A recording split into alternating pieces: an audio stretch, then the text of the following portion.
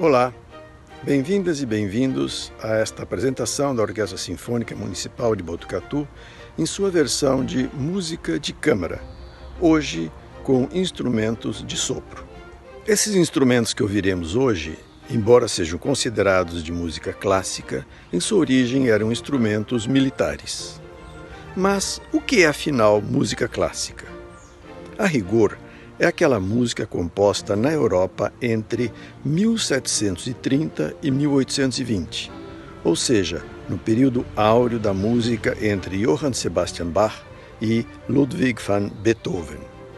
Porém, alguns consideram que a música clássica é a música europeia composta a partir do século V da era cristã. Ouviremos aqui música clássica de distintos períodos. A primeira, do período barroco, um clássico barroco. A segunda e a terceira, dois chorinhos, música popular brasileira que se tornaram clássicos devido à sua alta qualidade. E encerraremos com música clássica contemporânea e inédita, uma música considerada clássica por sua forma, por sua escritura, por sua estrutura e por sua execução. Abrindo esta apresentação, ouviremos uma peça de Joseph de Boismortier, um compositor francês do período barroco, que se tornou famoso por ser o primeiro músico totalmente independente, ou seja, um músico que não dependia de nenhuma corte, de nenhuma igreja, de nenhuma outra forma de patronato. Ele era independente, ele vivia da sua produção, da sua execução, e ficou rico graças a isso. Portanto, o primeiro músico independente e o primeiro músico rico. E de Boismortier ouviremos dois movimentos da sua sonata número 2 em Fá, o primeiro e o quarto movimento, que são, respectivamente, duas danças de corte, uma alemã e uma gavota. E elas serão executadas por um dueto de fagotes.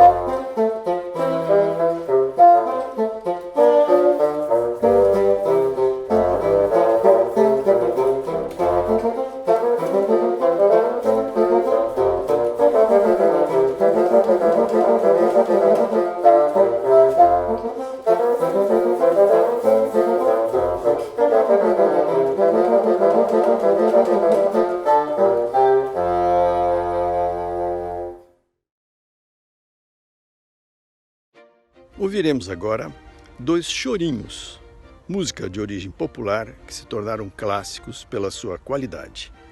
O primeiro deles é o famoso André de Sapato Novo, composto por André Vitor da Costa, que era um compositor, saxofonista, clarinetista, que nas horas de folga também era funcionário público federal. Pois André escreveu esta música para descrever a sensação que ele teve num baile, ao qual foi com um sapato novo que lhe causou uma bolha muito dolorida. E, às vezes, ele precisava erguer o pé para aliviar a dor.